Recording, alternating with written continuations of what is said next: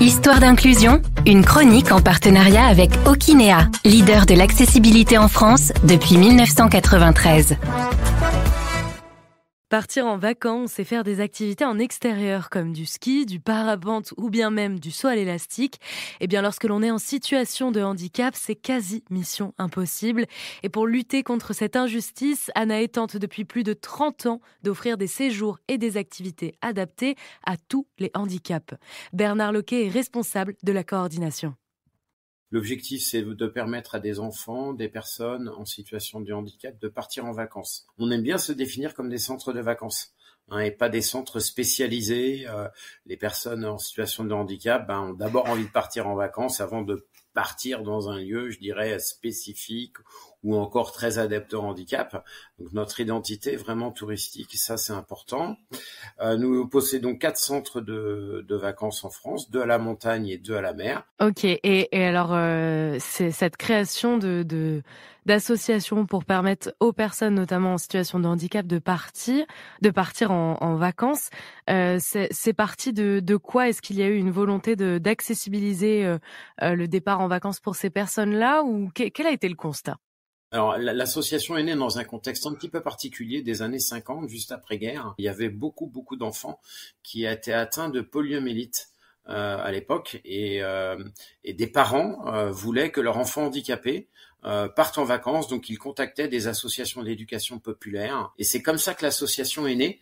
Aujourd'hui, à l'ANAE, c'est particulier. On accueille des familles qui ont un enfant ou un adulte handicapé, ou une personne vieillissante aussi en situation de dépendance ou de handicap. Nous avons aussi des institutions médico-sociales, nous avons aussi des classes découvertes, et puis enfin nous avons un service séjour, des séjours que nous proposons de A à Z pour des personnes ou des enfants qui souhaitent partir seuls en vacances. C'était Bernard Loquet, responsable de la coordination des centres de vacances Anaë, qui propose à des enfants et des adultes de partir en vacances et d'effectuer des activités adaptées à leur handicap.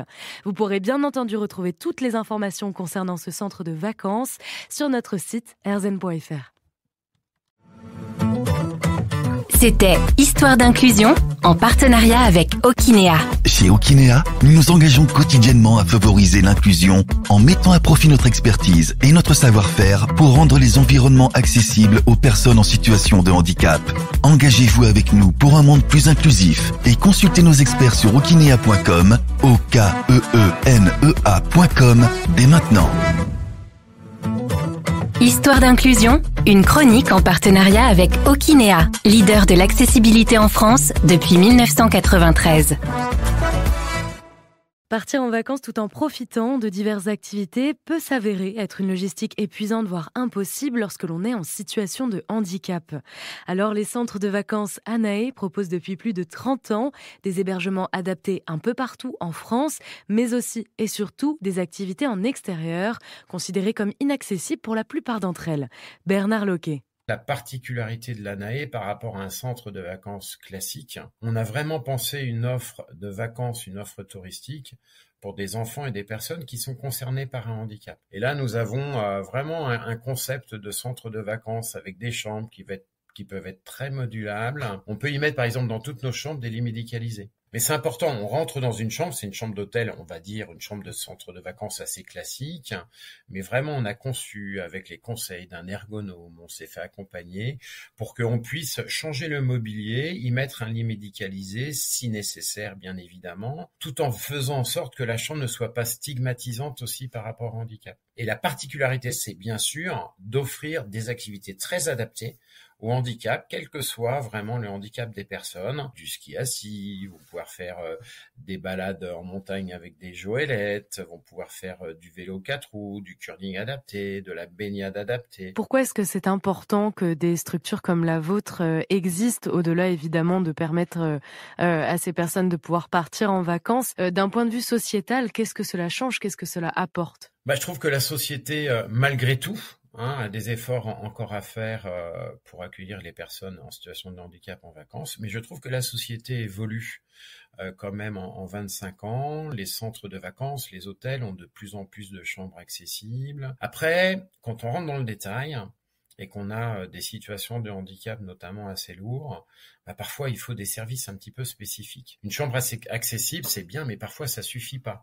Vous avez besoin d'un lève-personne, d'un lit médicalisé. Vous avez besoin, je sais pas, de régimes spéciaux dans votre alimentation. Vous avez besoin de manger mixé. Vous avez besoin d'un transport adapté pour aller vous chercher à la gare. Et puis bien sûr, après, vous avez besoin de faire des choses, des activités adaptées pendant vos vacances. Ça, malheureusement, cette offre-là, je dirais, elle progresse dans la société marchande, on va l'appeler comme ça, mais elle n'est pas encore assez fine, elle n'est pas encore assez développée. L'ANAE existe aujourd'hui parce que cette globalité de services, quand on part en vacances, n'existe pas suffisamment ou pratiquement pas dans le monde marchand. En fait, il s'avère qu'en France, c'est relativement dur pour des personnes en situation de handicap de partir en vacances. Puis il y a handicap et handicap. Vous êtes paraplégique, je dirais que vous n'avez pas forcément besoin des services de l'ANAE. Mais dès que vous avez des situations, je dirais, un petit peu plus dépendantes, avec des gens qui sont vraiment plus handicapés en termes de comportement ou en termes de handicap physique, quand vous avez besoin vraiment de matériel spécifique et d'activités lourdement adaptées pour effectivement vous puissiez vous occuper pendant vos vacances, là effectivement l'ANAE, alors on n'est pas tout à fait les seuls, on n'est pas très nombreux en France à avoir cette globalité. Je peux vous citer, je sais pas, les bobos à la ferme d'Ailleurs dans le Nord, la ferme des Ailleurs. L'offre n'est pas assez développée et aujourd'hui on a une demande relativement importante. J'insiste parce que cette globalité n'existe pas suffisamment dans le monde marchand. Vous avez un hôtel avec, une chambre adaptée, c'est génial, mais est-ce que l'hôtelier va vouloir accepter un lit médicalisé si vous en avez besoin? Est-ce que vous allez avoir, je sais pas, un lève-personne qui va pouvoir rentrer dans les couloirs? Enfin voilà. Enfin, vous voyez, c'est ça, je dirais. Donc pour moi, il y a un petit peu handicap et handicap. Il y a le handicap qui se gère. Voilà, l'ANAE n'est pas forcément légitime par rapport à tous les publics handicapés, mais par rapport à un certain nombre, l'offre est très très légitime et nous sommes effectivement très sollicités. Et c'était le témoignage de Bernard Loquet, qui est le responsable de la coordination des centres de vacances ANAE, qui propose à des enfants et des adultes de partir en vacances dans des centres adaptés à leur handicap, ainsi qu'à des activités en extérieur. Vous pourrez retrouver toutes les informations sur notre site erzen.fr. C'était Histoire d'inclusion en partenariat avec Okinea. Chez Okinea, nous nous engageons quotidiennement à favoriser l'inclusion en mettant à profit notre expertise et notre savoir-faire pour rendre les environnements accessibles aux personnes en situation de handicap. Engagez-vous avec nous pour un monde plus inclusif et consultez nos experts sur okinea.com, okenea.com dès maintenant.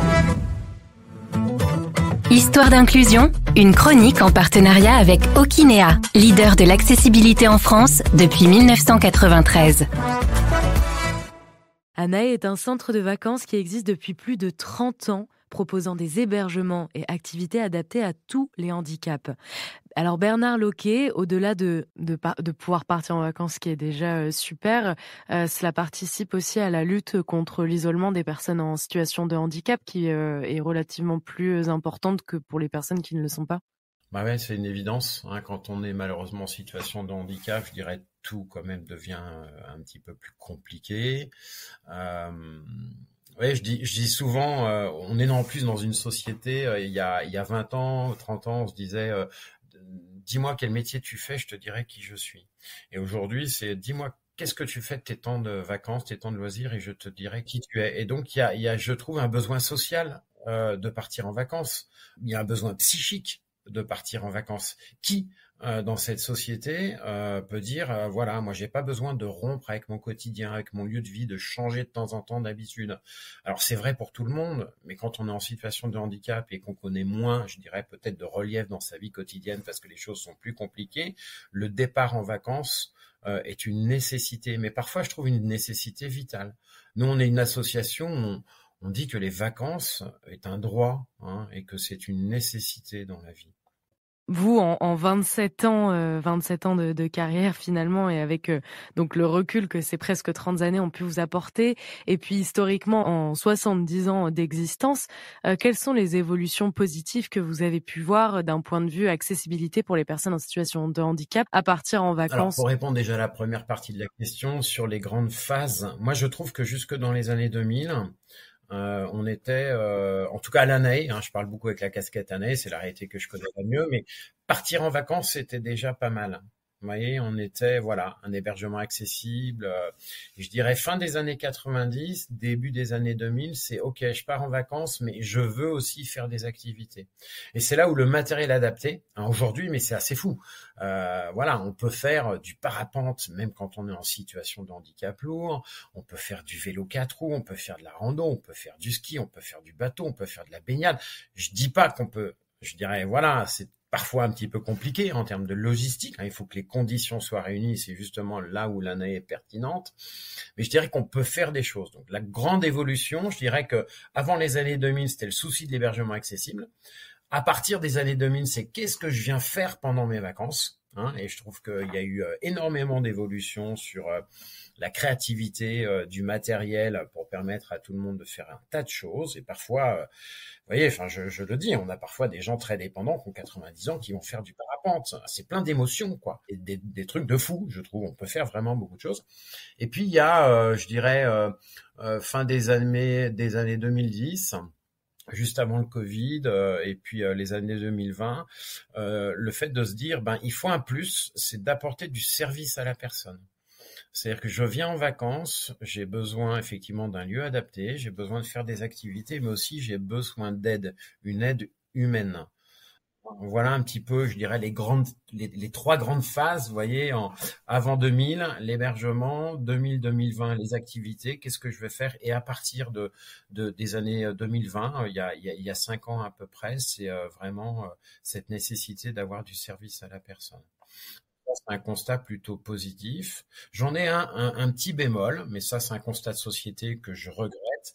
Les institutions médico-sociales, alors je les accuse pas, c'est pas un jugement de valeur, mais organisent de moins en moins de séjours institutionnels avec des personnes et des enfants en situation de handicap. Donc ce sont des associations de droit privé qui récupèrent un petit peu cette demande. Je cite souvent un chiffre très rapide. Il y a 27 ans, quand j'ai commencé à l'ANAE, 45% des nuitées à l'ANAE, c'était des nuitées institutionnelles. On en est à 13 aujourd'hui. Et alors, comment est-ce que l'on explique ce déclin ? La difficulté, je dirais, de notre société, le problème des finances, le personnel, la réglementation, la peur. Je trouve un esprit peut-être un peu moins militant. Ouais, je fais une petite comparaison. Il y a 30 ans, une institut partait facilement avec ses élèves en classe découverte. Aujourd'hui, il y a quand même un certain nombre qui disent, c'est quelque chose en plus. Ça fait pas forcément partie de mon métier. Je trouve que dans le médico-social, on a parfois un petit peu ces états d'esprit. Il y a encore beaucoup d'éducateurs qui ont un esprit militants et vraiment qui se bougent en se disant il faut que les personnes handicapées, les enfants dont on s'occupe, fassent autre chose que de leur quotidien.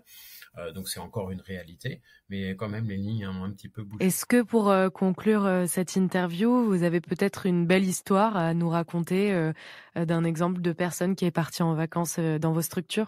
J'aime bien raconter une petite anecdote parce que c'est plein d'émotions. Je me souviens là d'un gars IMC que j'ai emmené faire du ski assis. Vous voyez, l'infirme moteur cérébral, c'est vraiment quelqu'un parfois qui peut avoir beaucoup de mal à s'exprimer. Ce sont des gens parfois qui sont spastiques avec une grosse difficulté à s'exprimer et à bouger leurs membres. Et je lui fais faire du ski. Il prend son pied, quoi. Je sens qu'il a un énorme plaisir. C'est une première pour lui, le vent dans la figure, la vitesse, le sentiment de prendre des virages en éche-coupée, etc. Et il arrive en bas, il me regarde comme ça, avec toute la difficulté de sa diction. Il me dit, je me sens plus handicapé. Mais je pourrais vous raconter l'histoire de Christine qui a fait du parapente l'année dernière et qui a 91 ans. Enfin, il y en a plein, quoi. Voilà. Ou par exemple, vous voyez, je sais pas, une autre chose, une jeune fille qui en soirée, qui est lourdement handicapée, qui me dit fous-moi par terre, je veux danser, quoi. Vous voyez ? Et c'est plein d'émotions. Alors forcément, dans un lieu classique, ça peut choquer, mais quel bonheur, quoi. Quel bonheur. Ouais, parce qu'à l'année, il y a l'avantage de venir avec son handicap et de pas se sentir jugé, parce qu'on sait faire, vous voyez. Voilà, on est d'abord considéré en tant que personne plus que en tant que handicap entre parenthèses, quoi. Oui, mais c'est vrai que ça c'est un point intéressant et important que j'ai peut-être pas forcément abordé, mais l'avantage et l'importance de ces voyages dans des structures adaptées, c'est effectivement de pouvoir vivre sereinement son handicap au sein d'un groupe, au sein de structures qui ne jugent pas son handicap. Hyper important, l'aspect psychique. Après, voilà, vous voyez, c'est un peu du cas par cas, parce qu'on a des gens qui vont être super à l'aise, et puis d'autres, au contraire, qui vont se sentir un petit peu stigmatisés. Voilà. J'ai envie de dire, faut venir voir, faut tester. Nous, on a des week-ends un petit peu découvertes, pas chers, voilà, dire aux gens, venez, si vous venez un week-end, voilà, ça, puis vous verrez bien, hein. Voilà, on répond pas à tous les besoins, mais voilà, on essaye en tout cas, hein, et on essaye de le faire avec beaucoup de plaisir. Voilà, le téléphone est là, on essaye de répondre le plus souvent possible parce qu'il faut des réponses orales et humaines vis-à-vis de ces problématiques. Merci à vous en tout cas. C'était Bernard Loquet, responsable de la coordination des centres de vacances ANAE, des centres qui proposent à des enfants et à des adultes en situation de handicap de pouvoir partir en vacances ainsi que d'effectuer diverses activités en extérieur. Si vous voulez retrouver toutes les informations concernant ces centres de vacances, eh bien je vous invite à aller directement sur notre site rzn.fr. C'était Histoire d'inclusion en partenariat avec Okinea. Chez Okinea, nous nous engageons quotidiennement à favoriser l'inclusion en mettant à profit notre expertise et notre savoir-faire pour rendre les environnements accessibles aux personnes en situation de handicap. Engagez-vous avec nous pour un monde plus inclusif et consultez nos experts sur okinea.com, okenea.com dès maintenant.